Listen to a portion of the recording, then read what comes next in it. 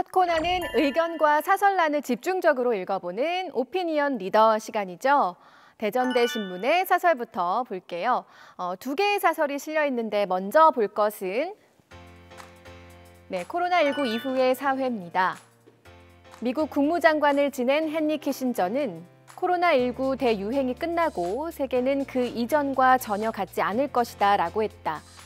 돌아보면 14세기 중반 흑사병 유행으로 인해 유럽 인구의 3분의 1이 사망하고 봉건 경제가 붕괴되었으며 이를 통해 상업을 통한 부의 축적을 통해 르네상스의 기반이 다져졌다.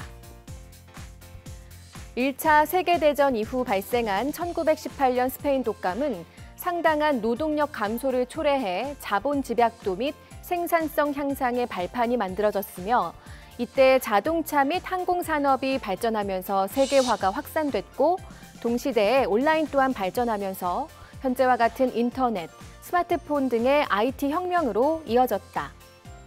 이제 현재를 살아가는 우리들은 코로나19 이후 새로운 세계가 펼쳐질 것이라는 사실을 받아들여야 한다. 당연히 새로운 방식으로 교육하고 생활하고 일해야 할 것이다. 이렇게 역사적 사실을 통해서 크게 유행하는 전염병 이후 사회가 전면적으로 변화했다는 사실을 상기시켜주고 있죠. 코로나19 역시 장기화되면서 비접촉 근무나 서비스가 활발해질 것으로 예측이 되고 있는데요. 사설의 결론 부분을 읽어볼게요. 코로나19가 인류의 생존을 위협하고 있지만 과거 역사를 미뤄보아 인류는 위기를 도약해 변화할 것이다.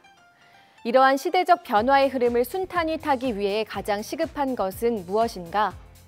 변화에 유연한 마음이다.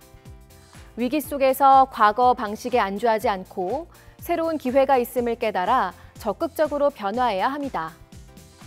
이제 사회에 곧 진출할 학생들이여, 이러한 변화의 트렌드를 읽고 크나큰 변화를 준비하자.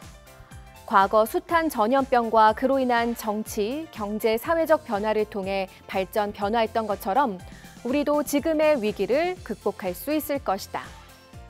네, 희망적인 내용이네요. 이어지는 사설 보겠습니다. 일단 제목은 이전 산업혁명으로 살펴본 4차 산업혁명과 이에 대응하는 우리들의 자세입니다. 내용 살펴볼게요.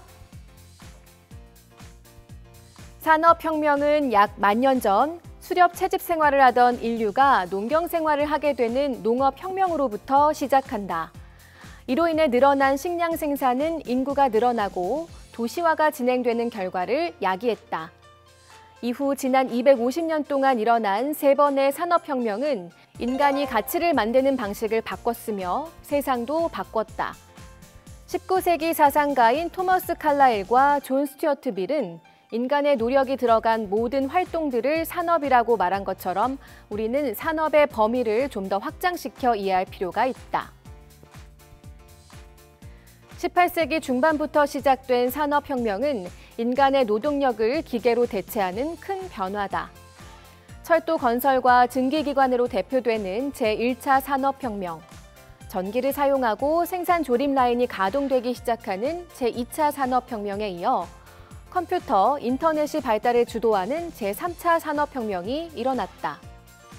한편 21세기의 시작과 동시에 시작했다고 일컬어지는 제4차 산업혁명은 유비쿼터스, 모바일 인터넷, 초소형 센서, 인공지능과 기계학습 등 다양한 기술들과 이들의 융합에 의해 시너지 효과가 폭발적으로 발생하는 특징을 가지고 있다. 4차 산업혁명이라는 말을 지겨울 정도로 듣고 있는 요즘, 그렇다면 1차, 2차, 3차 산업혁명은 뭐였는지, 그리고 4차 산업혁명은 정확히 어떤 건지 막상 질문을 받으면 당황하기 마련이죠. 이 글을 통해서 확실하게 배우게 된 것 같네요. 자, 그럼 4차 산업혁명을 통해 어떤 변화가 찾아올 것인지 사설을 통해서 조금 더 알아볼게요. 빠르게 발전되는 기술들은 소비자들이 선택할 수 있는 제품의 폭을 급격하게 확대시키고 가격은 낮추며 품질은 향상시킨다. 100년 전만 하더라도 세계에서 가장 부유한 사람도 TV, 콘택트 렌즈, 피임약, 항생제를 살 수 없었던 반면 오늘날 이 모든 것들은 선진국에서 평균적인 사람이라면 어렵지 않게 구할 수 있다. 또한 기술의 전파는 매우 빠르게 이루어지는데 전화기 사용자가 1억 명에 도달하는 데 75년이 걸린 반면 인터넷 사용자가 1억 명이 되는 데에는 10년이 채 걸리지 않았다.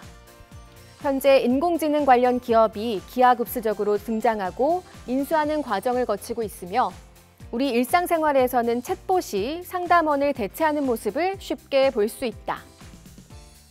자, 그럼 이번에는 안동대 신문 목소리 들어볼게요. 네, 먼저 살펴볼 글은 김규리 편집국장이 쓴 칼럼 언론의 위기는 누가 만드는 것인가를 만나보도록 하죠. 국제언론감시단체인 국경 없는 기자회가 지난달 21일 2020 세계 언론자유지수를 발표했다. 세계 언론자유지수는 국가별 언론의 자유 정도를 수치화한 것으로 우리나라는 180개국 중 42위를, 아시아 국가 중 1위를 차지했다. 순위는 지난해보다 한 계단 내려갔으나 언론 자유 침해 점수는 1.24점 개선됐다. 자랑스러운 일이지만 영국 옥스퍼드대 부설 로이터 저널리즘 연구소의 디지털 뉴스 리포트 조사 결과를 확인하면 마냥 기뻐할 수는 없다. 디지털 뉴스 리포트에 따르면 지난해 세계 주요 38개국의 자국 언론 신뢰도 조사에서 우리나라의 자국 언론 신뢰도는 최하위를 기록했다. 2016년 우리나라가 조사에 포함된 이후 4년 연속 최하위다. 자, 이렇게 상반된 결과가 나온 이유가 뭘까요? 그 원인을 이 글은 이렇게 짚고 있습니다. 근본적인 문제는 단 하나, 바로 유착 관계다. 진영 논리는 자신이 속한 조직의 이념만이 옳고 다른 조직의 이념은 무조건 배척한다. 이에 벗어나지 못하는 언론기관이 정파성 저널리즘에 빠진다. 신문 발행과 방송을 위해서 자본은 필수지만 자유를 보장받지 못해 결국 선택적 보도를 한다. 오직 수익을 내기 위해 상업주의 언론의 길을 선택했다. 언론은 매체를 이용해 사실을 밝혀 알리거나 특정 문제에 대한 여론을 형성하는 활동이다. 이런 역할을 담당하는 언론이 특정 세력과 깊은 관계를 갖는 것은 특정 기관의 산하단체에 불과하다. 언론사가 독립적인 존재가 되지 않고 산하기관이 된다는 것은 있을 수 없는 수치스러운 일이고 언론의 가치를 정확히 바라보지 않았을 때나 가능한 일이다. 우리나라 언론의 현 주소와 문제점을 지적한 칼럼이었는데요. 결론은 어떻게 내고 있을지 한번 살펴볼게요. 고 김수환 추기경은 언론이 진실을 보도하면 국민들은 빛 속에서 살 것이고 권력의 신여로 전락하면 어둠 속에서 살 것이라는 말을 남겼다. 제 위치를 잃은 언론사는 존재 이유가 없다. 그저 사회를 어둡게 만들 뿐이다. 네, 다음으로 만나볼 글입니다. 네, 김혜미 문화부장이 쓴 자신만의 진정한 사랑을 찾아서라는 글인데요. 에세이 같은 글입니다. 가벼운 마음으로 함께 읽어볼게요.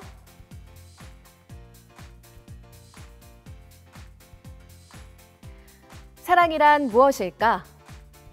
당신을 여의고는 아무리 해도 나는 살 수 없어요.